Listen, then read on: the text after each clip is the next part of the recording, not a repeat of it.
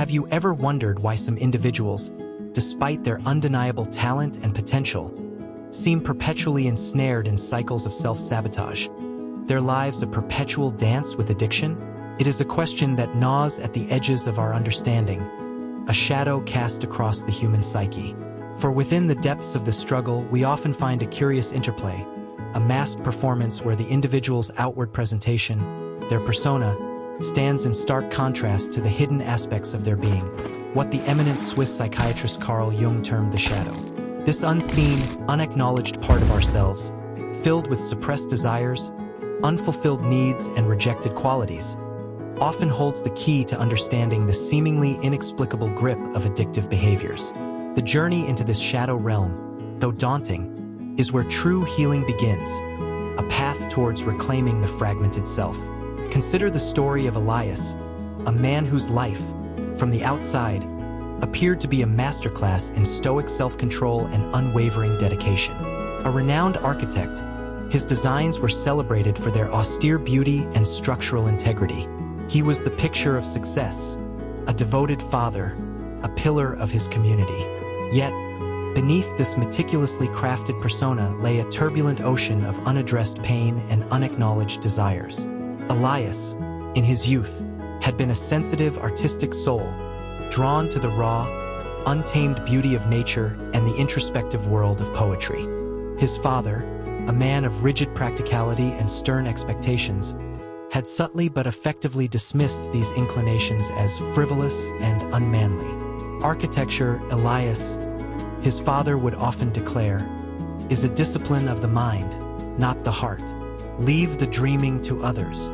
This constant, subtle invalidation chipped away at Elias's true self, forcing him to bury his innate sensitivities deep within. He learned to wear the mask of the stoic, the pragmatist, excelling in a field that demanded precision and logic, but offering little room for the wild, emotional currents that still ran beneath his surface. His artistic urges, his yearning for emotional connection, his very vulnerability, were meticulously relegated to his shadow. They became the unwanted parts of himself, the traits he diligently worked to suppress, believing them to be weaknesses. For years, this suppression was a quiet hum, a subtle unease he attributed to the stresses of his demanding career. But the unacknowledged shadow does not simply disappear. It festers, it yearns for expression, and often, it finds an outlet in insidious ways. For Elias, this outlet manifested as an increasing dependence on alcohol. At first, it was a glass of single malt after a particularly taxing day, a way to unwind, to quiet the insistent whispers of his unlived life. Then, it became 2, then 3, until the ritual of drinking transformed into a silent, solitary communion, a desperate attempt to drown out the echoes of his repressed self. The irony was palpable. The man who so meticulously designed structures of unyielding strength found his own internal architecture crumbling under the weight of his unaddressed shadow. His outwardly stoic demeanor, a testament to his carefully constructed persona, became a cage, trapping the very emotions he sought to escape.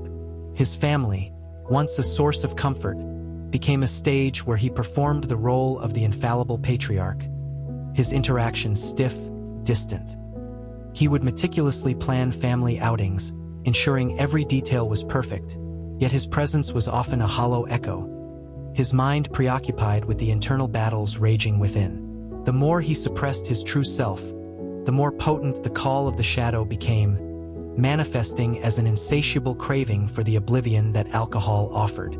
He became adept at hiding his habit, his meticulously organized life providing ample camouflage. Early mornings at the gym, late nights in his study, all served as a backdrop for his secret struggle. One particularly harsh winter evening, a subtle shift occurred. Elias, after a heavy evening of drinking, stumbled and fell, striking his head against a sharp corner of his meticulously designed desk. The physical pain was jarring, but it was the profound sense of isolation that truly pierced him. Lying there, on the cold marble floor of his silent study, the carefully constructed facade cracked. For a fleeting moment, he saw himself not as the successful architect, but as a frightened, lonely man, utterly adrift. This brief, terrifying glimpse into his own vulnerability, a fragment of his long-buried shadow, was a catalyst. It was a faint whisper from the depths, a recognition of the parts of himself he had so ruthlessly exiled. The following morning, the hangover was not just physical. It was existential. The usual justifications, the swift return to his routine, felt hollow. He looked at his reflection, seeing not the stoic, unblemished man he presented to the world, but a stranger whose eyes held a desperate plea. This was the moment the anima, Jung's concept of the feminine archetype within a man's unconscious, began to stir within him, urging him towards introspection, towards a recognition of his emotional landscape. He remembered a half-forgotten dream from childhood, a vivid image of himself painting vibrant landscapes, a profound sense of joy emanating from the canvas. This memory, so long buried, now surfaced with an almost unbearable clarity, highlighting the chasm between who he was and who he had been meant to be.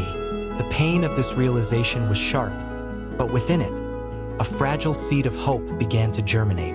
The character archetype embodying Elias's struggle is that of the wounded healer, a figure who, through their own suffering and journey of self-discovery, gains the capacity to help others. Elias, in his relentless pursuit of external perfection and his suppression of his authentic self, created a fertile ground for addiction. His persona was a fortress, built to protect him from the perceived weaknesses of his inner world, but it ultimately imprisoned him. The theme here is the peril of disowning the self, the profound cost of denying aspects of one's own being. To truly heal, you must embark on the courageous journey of shadow work, to confront and integrate the parts of yourself you have rejected or deemed unacceptable. What aspects of yourself have you hidden away, believing them to be flaws? What unfulfilled desires or suppressed emotions are demanding your attention, perhaps manifesting in subtle, self-sabotaging ways? Acknowledge these parts, for they are not weaknesses, but powerful, untapped resources. Begin by simply observing these hidden impulses without judgment. Journaling, creative expression, or even just moments of quiet introspection can be powerful tools in this process. Remember, healing is not about eradicating these parts, but about integrating them, transforming them from sources of pain into wellsprings of strength. Embrace your full, complex humanity, for only then can you truly break free from the chains of unacknowledged pain and step into a life of authentic wholeness. The insidious grip of addiction often stems from a profound disconnect between the persona we present to the world and the authentic self yearning for recognition. This chasm is often widened by the very human tendency towards ego projection, a psychological defense mechanism where we unconsciously attribute our own unacceptable thoughts, feelings, or traits onto others. It is in this dance of projection that the true battle against addiction is often fought, for what we despise in others may very well be a reflection of the very shadow we refuse to acknowledge within ourselves. Carl Jung, with his profound understanding of the human psyche, eloquently stated, "Everything that irritates us about others can lead us to an understanding of ourselves." This seemingly simple adage holds a universe of psychological depth, particularly when we consider the landscape of addiction. Elias, in his struggle, was a master of ego projection. His father, the stern pragmatist, had unwittingly projected his own unacknowledged emotional barrenness onto Elias's artistic inclinations, labeling them frivolous. This early experience taught Elias that certain aspects of his being were unacceptable, leading him to internalize this judgment and project his own disowned sensitivities onto others. He would often find himself quietly seething at colleagues who displayed overt emotionality or artistic flair, dismissing them as unprofessional or too soft. He saw their openness as a weakness, a chaotic force that threatened the carefully constructed order of his own life. Yet, these very qualities were precisely what he had suppressed within himself, exiled to his shadow. His architectural work, once a source of pride, became a fortress of control, a physical manifestation of his rigid persona. He demanded absolute precision from his team, his critiques often sharp and unyielding, especially towards any perceived deviation from his meticulously planned designs. This external rigidity was a mirror of his internal state, a desperate attempt to control the unruly emotions he refused to confront. When a junior architect, Isabella, proposed a design that incorporated organic, flowing lines, Elias dismissed it with a curt, impractical, lacks structural integrity. His voice was devoid of emotion, his gaze unwavering, but beneath the surface, a tremor of unease ran through him. Isabella's design, with its soft curves and natural light, inadvertently tapped into the very artistic yearning he had buried. He perceived her creativity not as innovation, but as a chaotic threat to his controlled world, a projection of his own fear of emotional vulnerability. This ego projection extended to his personal relationships as well. His wife, Clara, a vibrant and emotionally expressive woman, often felt a profound disconnect from him. When she would express her anxieties or her desire for deeper emotional intimacy, Elias would often respond with logical dismissals or intellectualized advice. "You're overthinking it, Clara. Just focus on the facts." He would perceive her emotional intensity as irrationality, a burden, unaware that he was projecting his own fear of feeling, his own unacknowledged need for emotional connection, onto her. Her vulnerability became a mirror of his own disowned emotional landscape, and he recoiled from it. The more he projected, the more isolated he became. The unacknowledged parts of his shadow continued to clamor for attention, finding their voice in the addictive pull of alcohol. Each drink was a further retreat from the discomfort of these projections, a desperate attempt to silence the internal dissonance.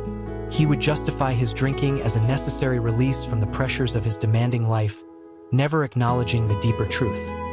It was a release from the pressure of maintaining a false self, a temporary escape from the reflections of his own unintegrated shadow that he saw everywhere around him. The turning point, following his fall, was not merely a physical awakening, but a subtle shift in his perceptual lens. The raw, painful vulnerability he experienced in that moment forced a crack in his armor. He began to notice the beauty in Isabella's designs, the warmth in Clara's emotional expressions, not as threats, but as genuine human qualities.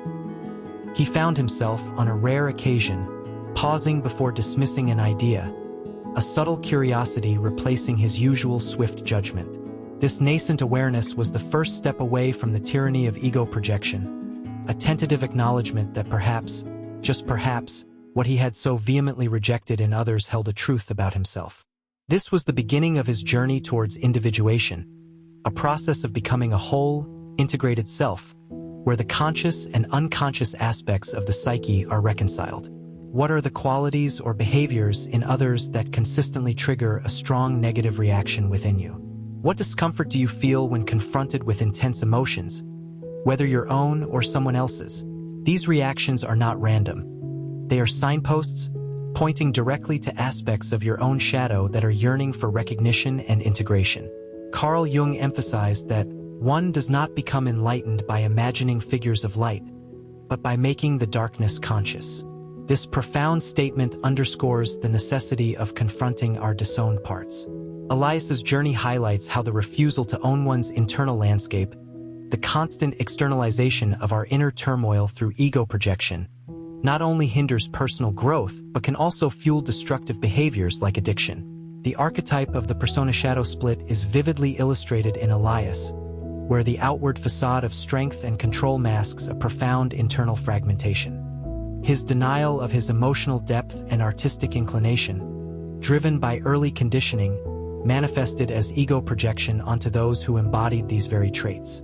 This psychological defense mechanism, while seemingly protective, ultimately created a fertile ground for his addiction, as the unacknowledged aspects of his shadow sought expression through compulsive behaviors. For you, the viewer, understanding this dynamic is crucial. Where in your life are you projecting your unacknowledged fears or desires onto others?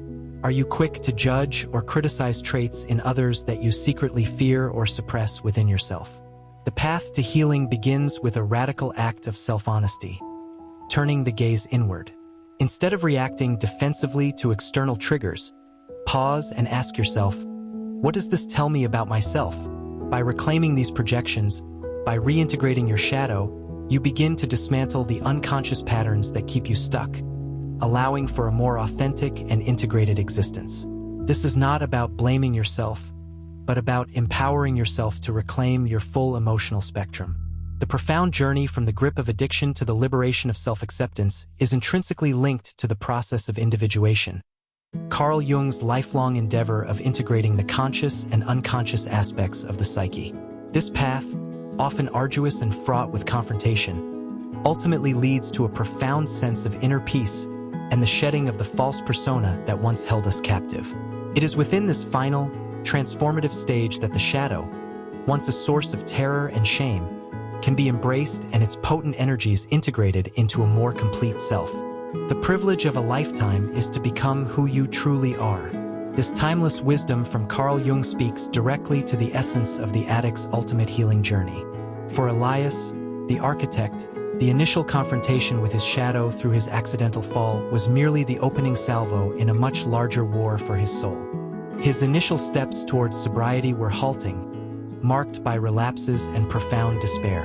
The persona he had cultivated for so long, the stoic, infallible professional, resisted dissolution with all its might. He would find himself at social gatherings, an alcohol-free drink in hand, yet battling an overwhelming internal urge to revert to his old ways, the comforting numbness of oblivion. The judgment he anticipated from others, a projection of his own harsh self-criticism, felt suffocating. However, a pivotal shift occurred when Elias began to explore the suppressed aspects of his artistic self, the very qualities his father had dismissed.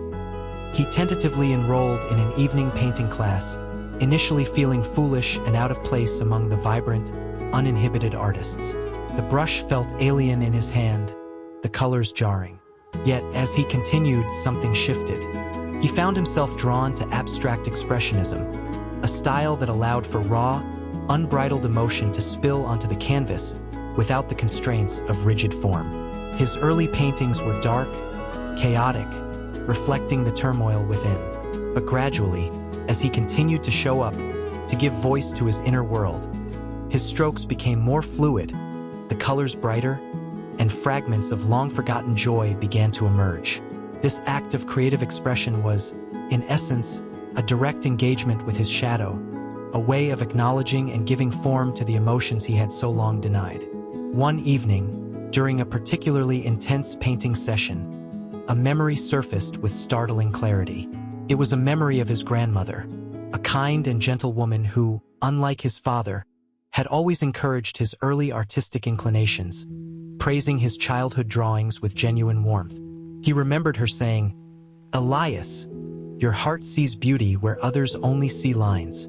This memory, imbued with unconditional acceptance, washed over him, a powerful counterpoint to his father's dismissive words. In that moment, a profound emotional release occurred. Tears streamed down his face, not tears of sorrow, but of recognition, of a long-lost connection to his authentic self, to the nurturing anima that had been stifled. This breakthrough was not a magical cure for his addiction, but it was a crucial turning point in his journey toward individuation. He began to understand that his alcoholism wasn't just a physical craving. It was a desperate attempt to silence the aching void left by the disowned parts of himself.